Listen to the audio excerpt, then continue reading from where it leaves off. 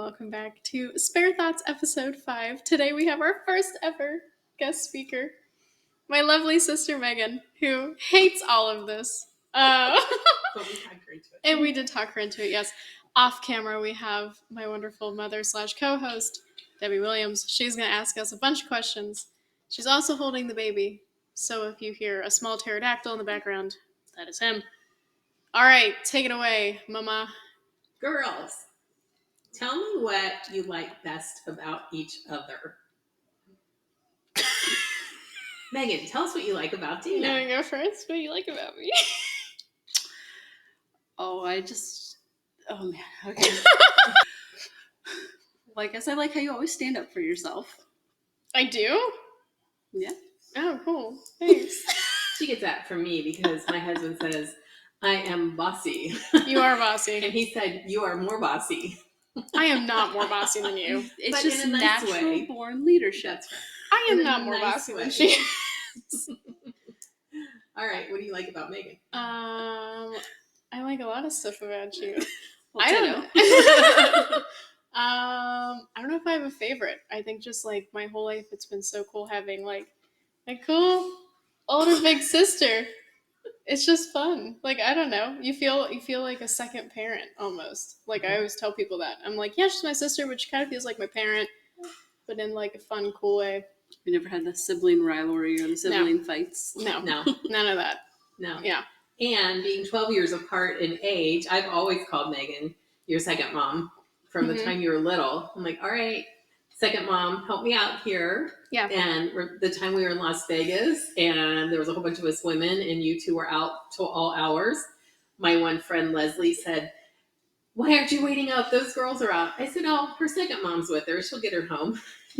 You did get me home. I Yeah. don't know how we got back. Well, back to the hotel anyway. Yeah.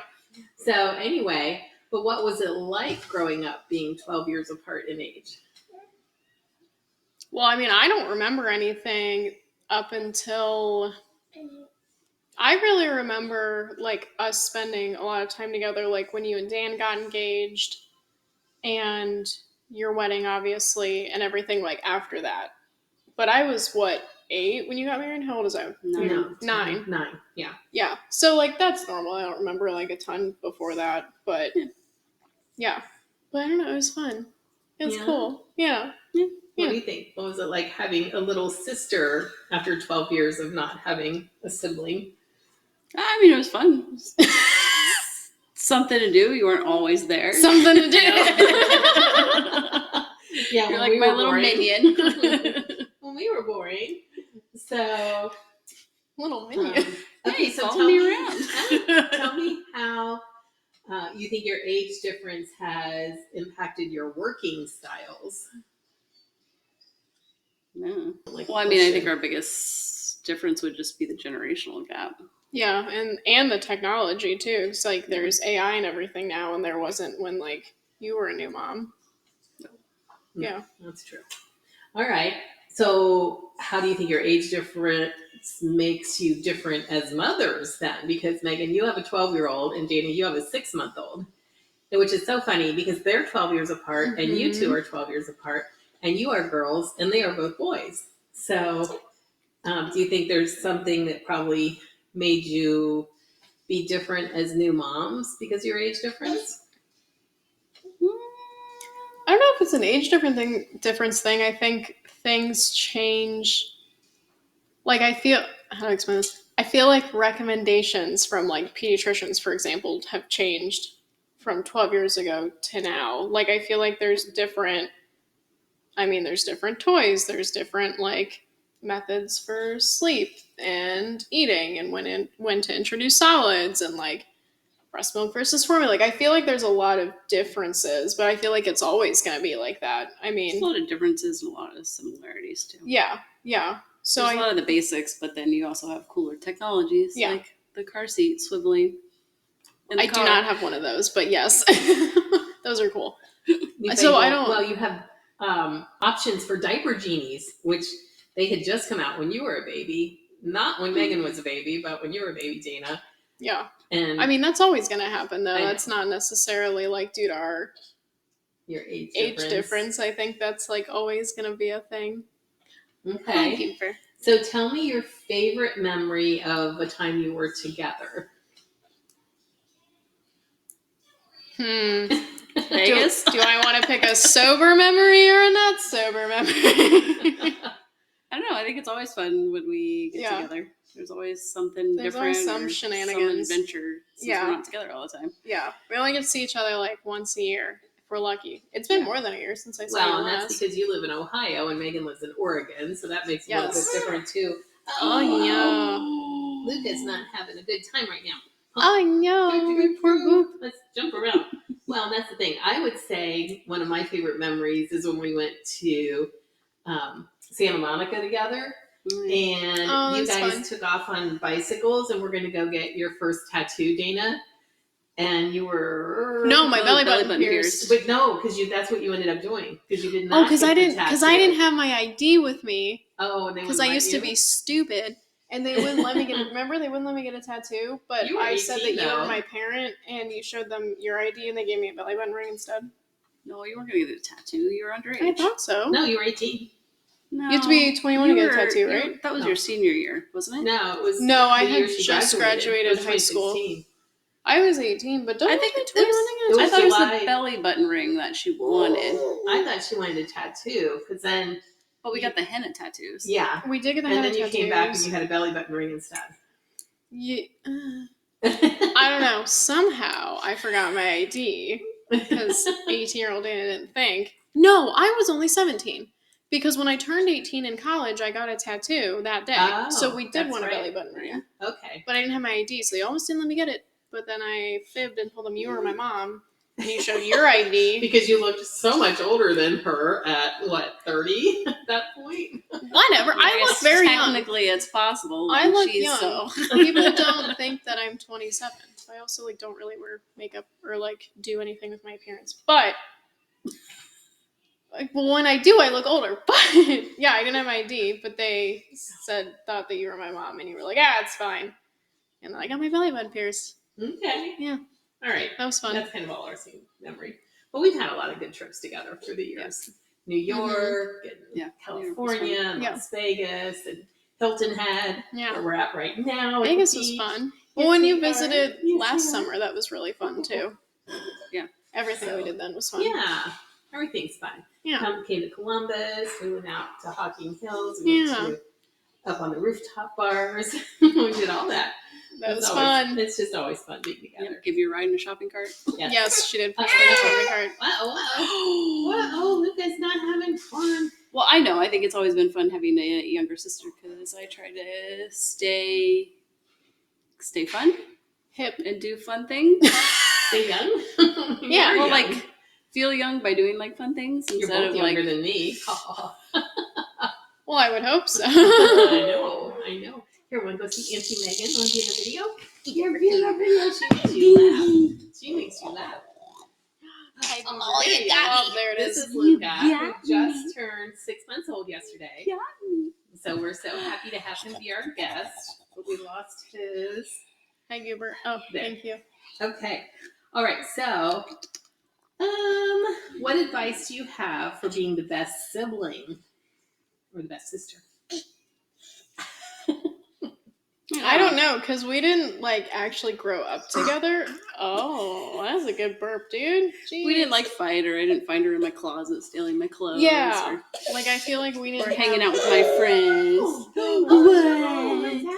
So I think that's true, though. I think if you were closer in age, there might have been some issues, but I think you've always been great sisters to each other.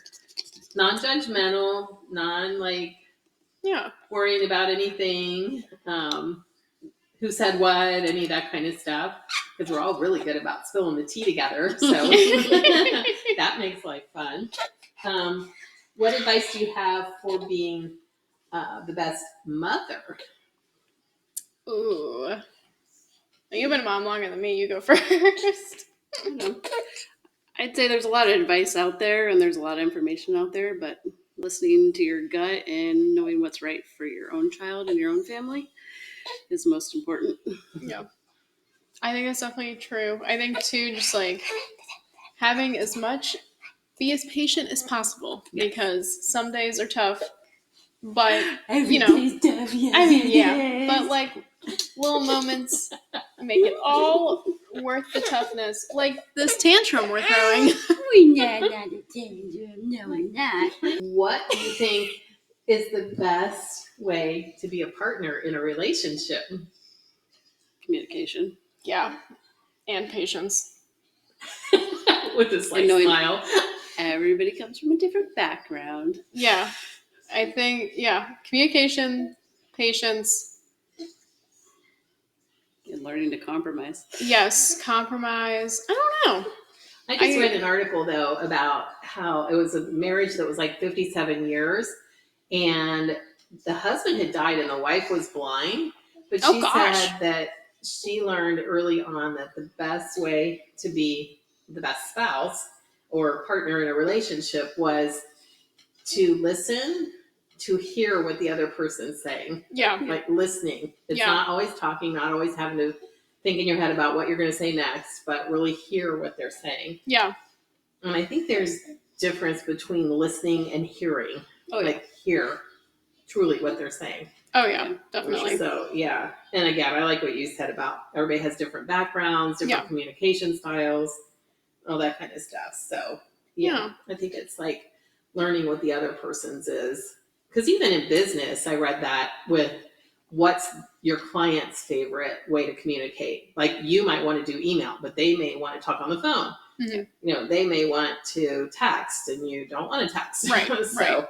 but that's something you have to do too. And that's kind of my last question though.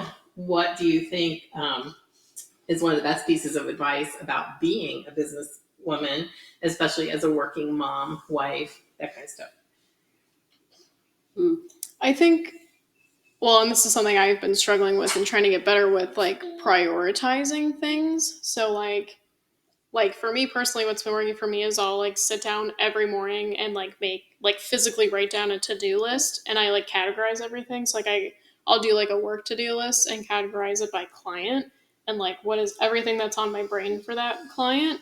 And then I'll make one that's like house specific, like personal specific, Lucas specific, relationship specific, whatever, like anything that's on my brain. So it's kind of like a journal, but it's also like a to-do list because I just need to like get everything out there, but then I'm able to go through and like prioritize so I don't feel overwhelmed every day. But I think that also helps in terms of like mine and Vince's relationship because then I'm not like stressed. Like I like when we get to spend time together, I'm able to like focus on our time together and not like all the 50 billion things that are on my mind for like other things because I'm able to like prioritize. Right. Not that it's like a perfect system or that like I'm able to do it every day, but it's definitely like helped me try to like get everything down. Finding out what works for you, Yeah. I think, is important.